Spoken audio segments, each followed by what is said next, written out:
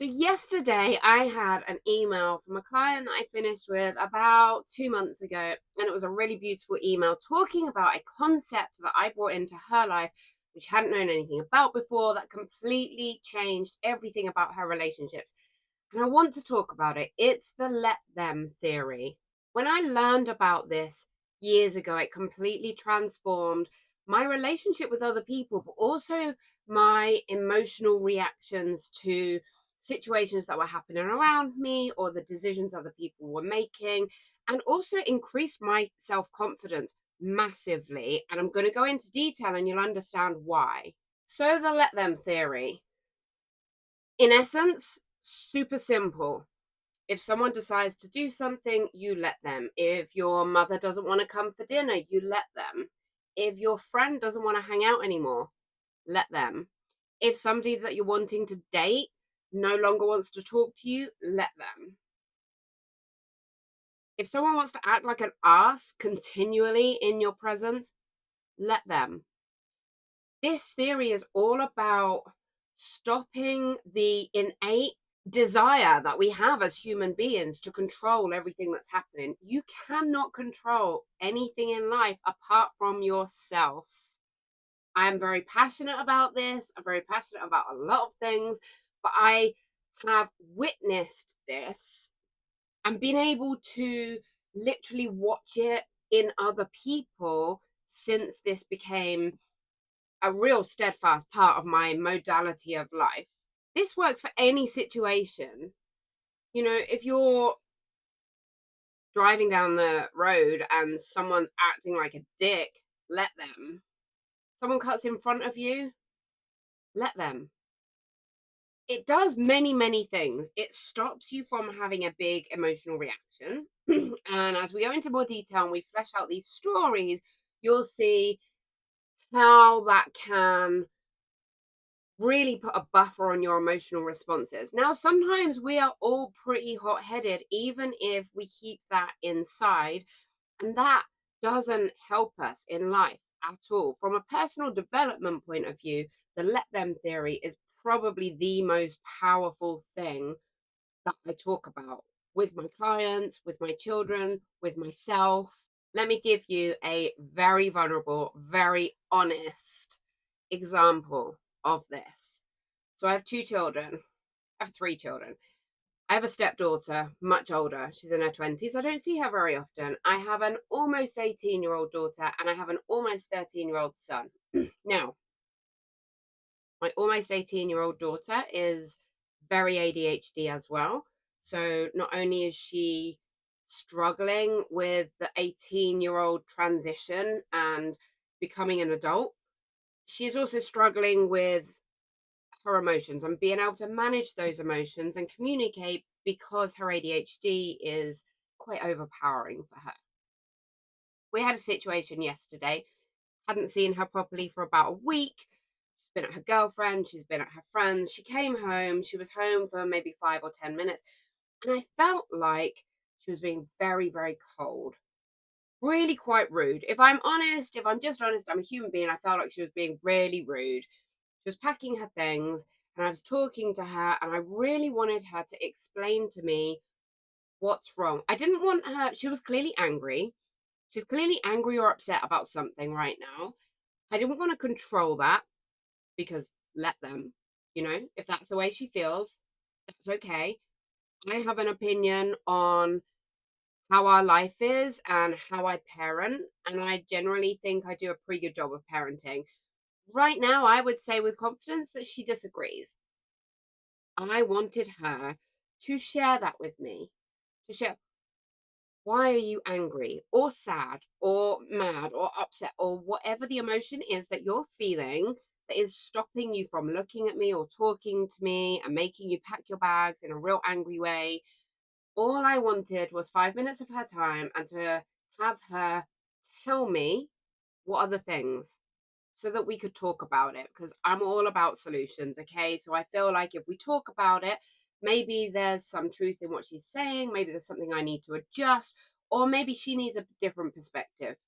So I sat down on her floor and I said, honey, please just give me 5 minutes. That's all I'm asking. Just 5 minutes. stop doing things, just sit and talk to me. She didn't want to do that.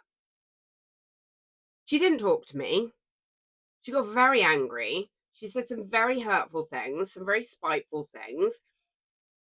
And then she continued to pack her bag and she stormed out. Now, a year and a half ago, this situation would have gone very differently. I would have had a big reaction. I would have been quite angry at the disrespect. I would have tried to force her to talk to me. I would have kind of chased her afterwards. I don't mean physically, but I would have been messaging her and making sure it's okay. I mean, admittedly, a year and a half ago, she was 16. She's now almost 18. And I was sat on her floor and she had a big reaction and she stormed out, slammed the door. And I stayed sat on her floor and I grounded myself and I thought, let her. Just let her. Right now, for whatever reason, she doesn't want to tell me why she's angry. She doesn't want to tell me why she's upset. She doesn't want to spend time with me or talk to me. She didn't want to stay. She wanted to leave. So, okay, I let her. And that was really difficult. It was a very emotionally charged situation.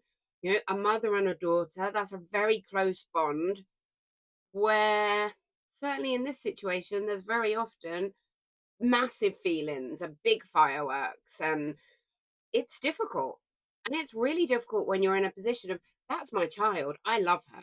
I don't want her to be angry. I don't want her to be sad. I want to try and help. Equally, I feel like I deserve a certain amount of respect. This is my home. We live with her brother as well. You know, it's really important to me that I have my own personal boundaries and I uphold them. And I'm trying to dance the line between, you know, being a good parent to my son and my daughter, creating a nice environment at home, but also protecting myself. But at the same time, the biggest thing for me to lean back on was the let them theory. Let her go.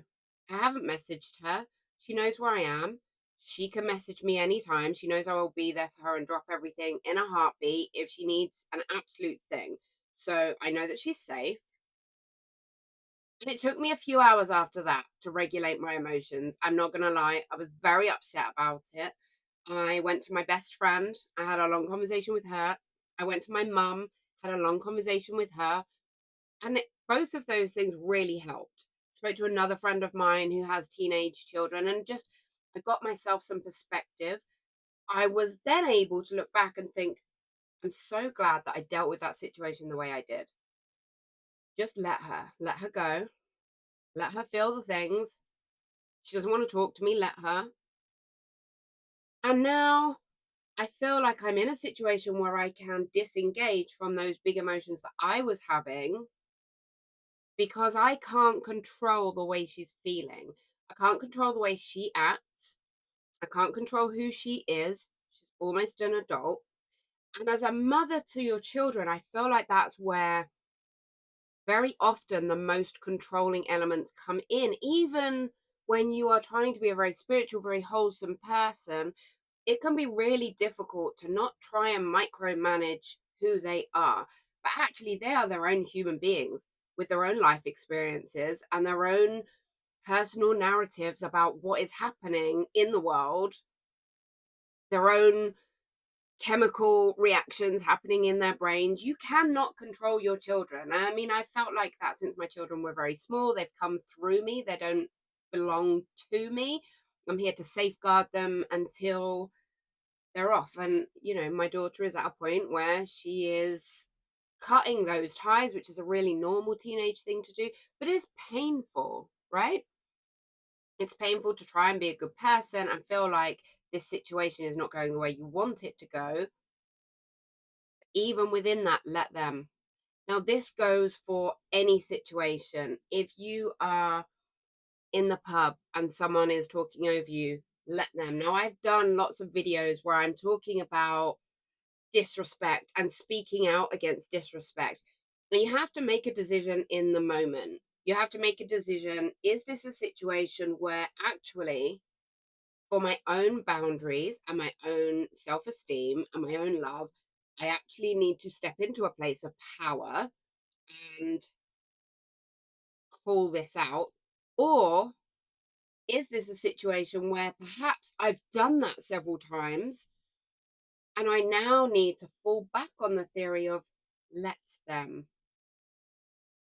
If someone is going to treat you badly, no amount of input from you is going to change that. It just isn't. And this is one of the biggest things I see with people that I'm working with who are in difficult relationships. Very often, we are trying to control the dynamics of other people. I would say most of the time, as human beings, if you haven't already stepped into a place of being conscious and being aware, when you start to look at your behavior unemotionally, without judgment against yourself, you will realize that jealousy is often a way to control a situation.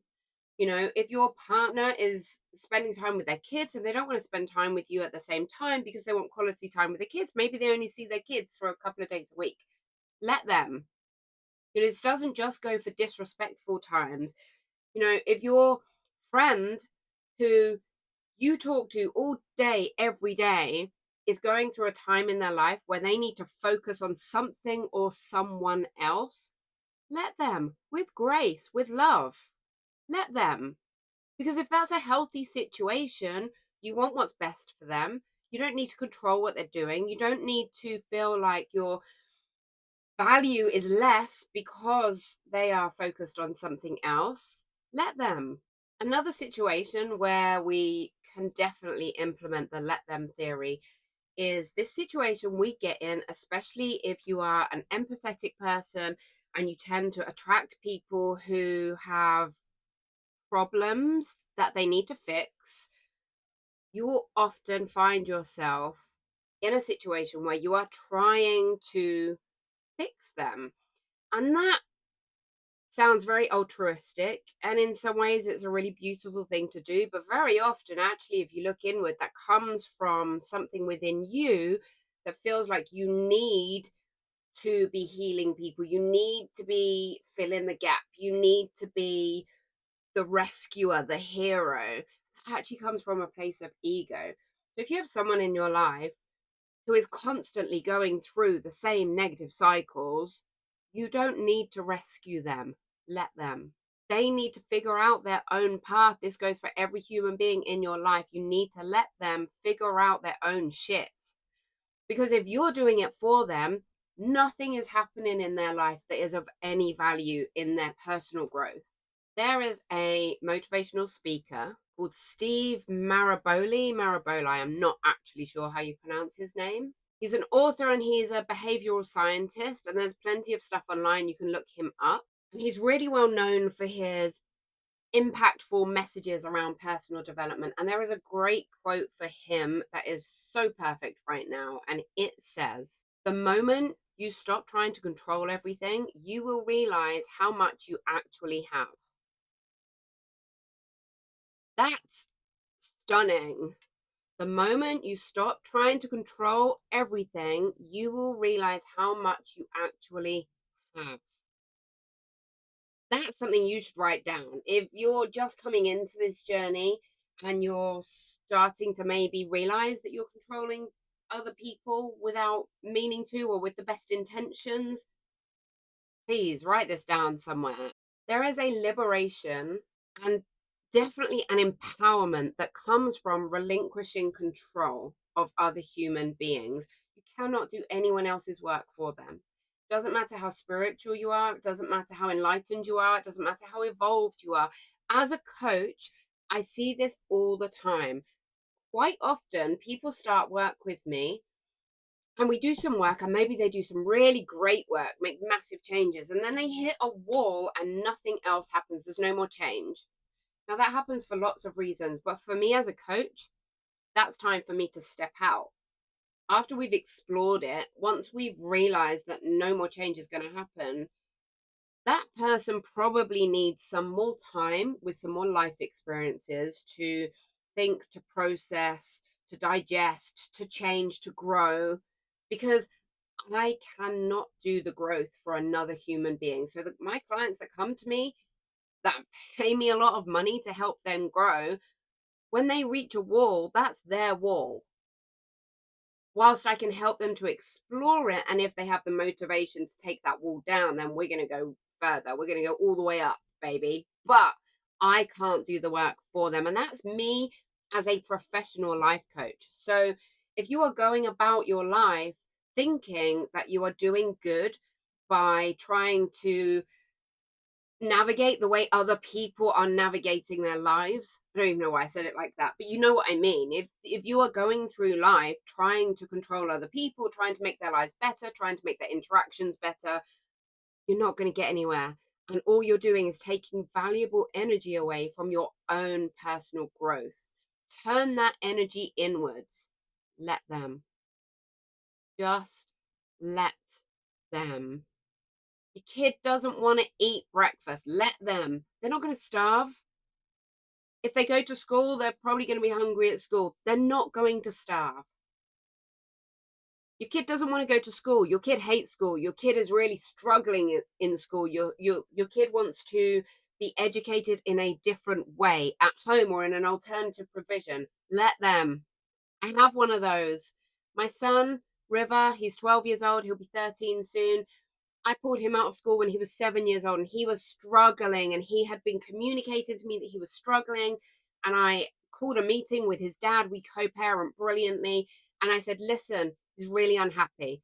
His dad wanted him to stay in school. So we made an agreement that we will give him 6 weeks. I will fully support his dad in keeping River in school, this tiny 7-year-old child. And he agreed that if at the end of that 6 weeks, with all of the support that we could muster from the school, from us, from the teams, if after 6 weeks River was still unhappy, we would try my way for 6 weeks. And after 6 weeks of trying really, really, really hard, I mean, I threw everything into it. I fully upheld my promise to support River's dad because we work together as a team. We've never been together. We co-parent incredibly well. At the end of the 6 weeks, River was very unhappy. And although his dad had a lot of resistance, he accepted that we would then try it my way. River has now been home educated for 5 years or 6 years.